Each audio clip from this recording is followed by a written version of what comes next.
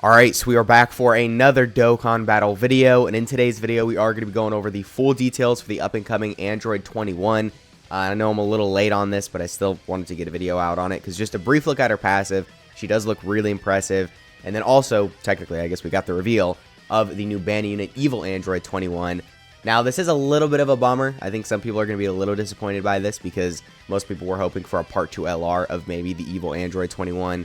And unfortunately, if she's a Banner unit, she's not going to be a Part 2 LR, a couple weeks later. But it's still possible we could get a Part 2 LR. I think this celebration could really use it because it'd be a good way to get more LRs on the crossover category. So I have no idea what they could do. I mean, Android 21 is pretty much the only unit they can take from fighters. But I guess maybe they could do like something random or like a already existing character, but just use fighters animations, and then it could look pretty cool. So definitely still potential for a Part 2 LR. But, yeah, the Dokkan Fest, Android 21, and then the Banner Unit, another Android 21. So, just to get into the Dokkan Fest Android 21's details, this is pre-transformed, by the way. So, her leader scale is Androids, Majin Power, or Peppy Gals.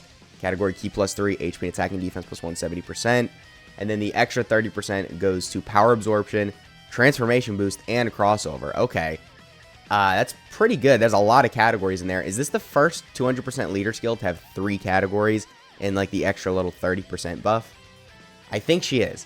I know a couple units have had 3 categories in their main leader skill, but usually there's only 2 categories down here. So definitely very good. Power Absorption and Transformation Boost are pretty broad for the categories that she's leading. So most units on these 3 categories are also going to be on here.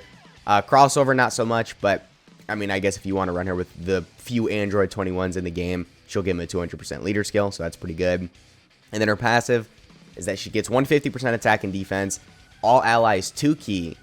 Okay, so just a little bit of support off the bat. I guess that's pretty good. No attack and defense, which is kind of weird, but the 2 key is still going to be nice. And then she gets an additional 120% attack and defense when attacking, and a high chance to dodge within the same turn.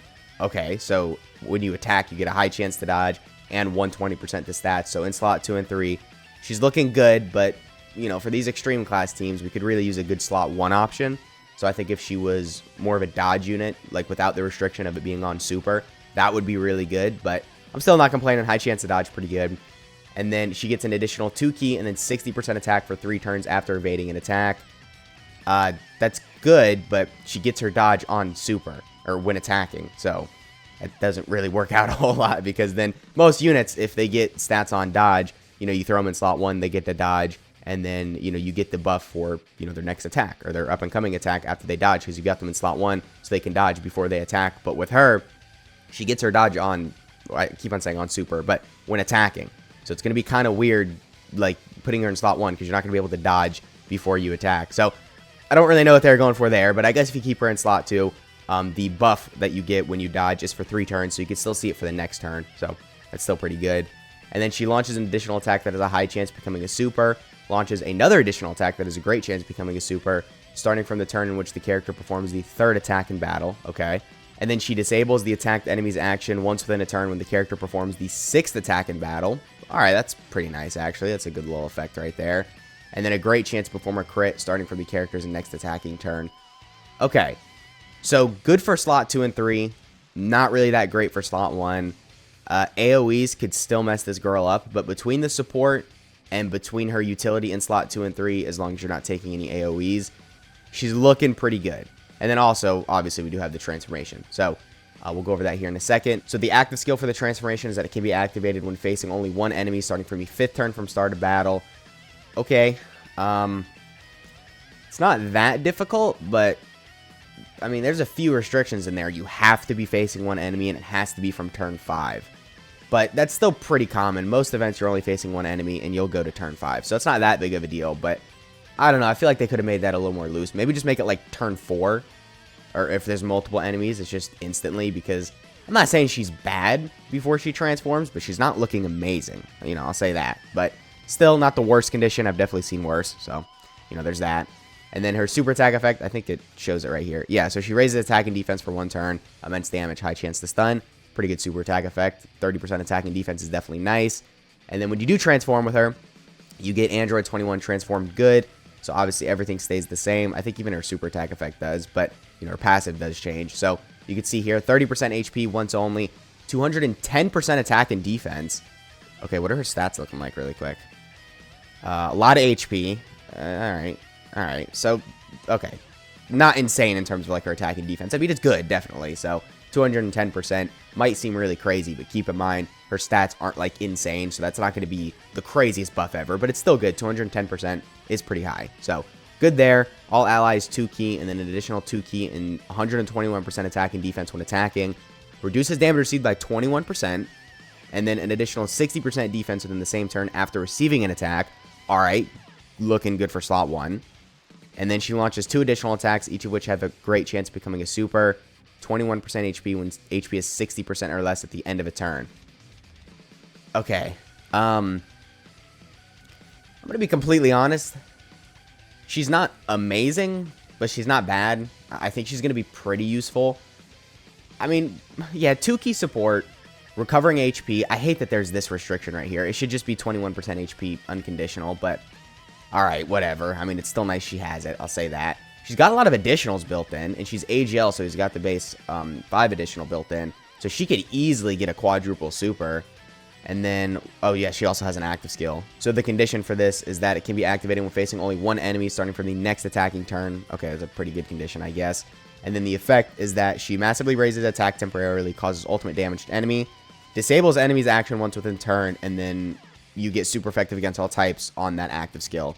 So, pretty good. I mean, it's going to be doing a lot of damage. No crit, but the super effective against all types is nice. And then her super attack effect is that she is getting 30% attack and defense for 1 turn, and then 5% HP.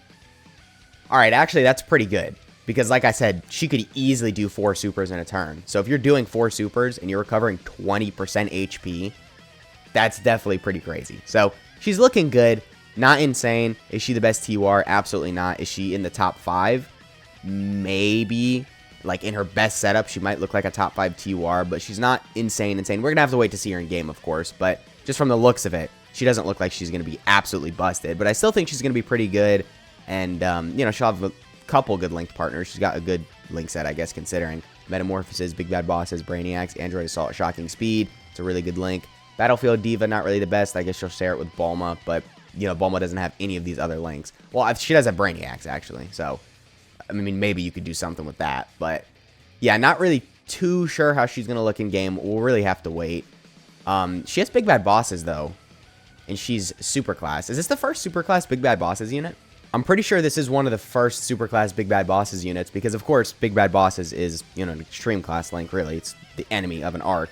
So, interesting that a Superclass unit has it. But, yeah, overall, she's pretty alright. So, moving on to the Banny unit. Actually, this card art looks really cool. I like that.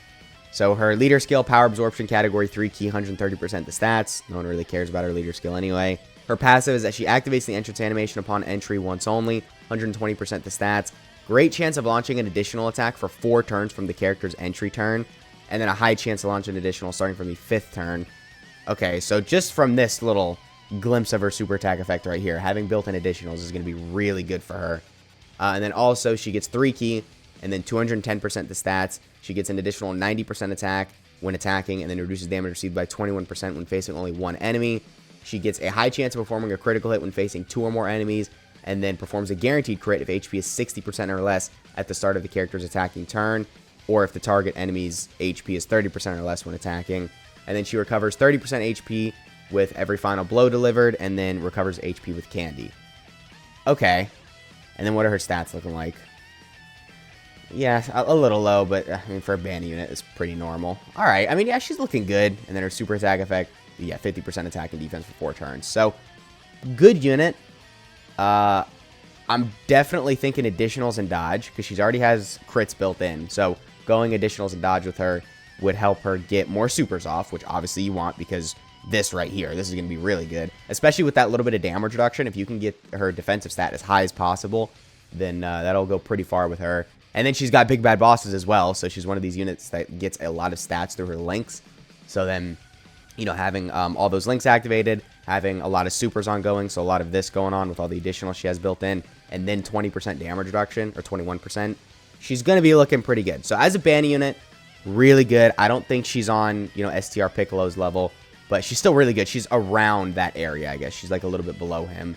Which is crazy to think we're still holding STR Piccolo to a standard. He's like so old now, and he's still one of the best Banny units in the game. But yeah, Android 21 overall pretty good.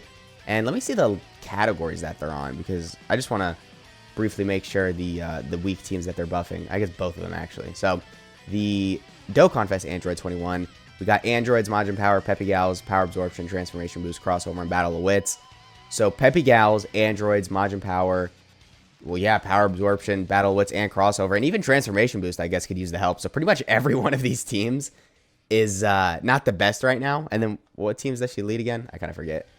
Yeah, Androids, Majin Power, and then Peppy Gals. So she has a Majin Power lead, which is really good, and she also gives the 30% the Transformation Boost. So that means when we get an LR Kid Buu, he would fit under this leader skill. So just more things to keep in mind. And also she has Big Bad Bosses, Metamorphoses, so she might even link kind of well with Kid Buu. But overall, I'm liking both of these units. I think they're pretty good. Let me know in the comments how you feel about the Banner unit Android 21 and then the new Dokkan Fest Android 21. And let me know if you are going to summon, because of course we're getting both of them, or we're getting Android 21 on both Global and JP. So it's going to be a kind of synced celebration, I guess. So let me know how you're feeling about that down in the comments, and I'll catch y'all in the next one.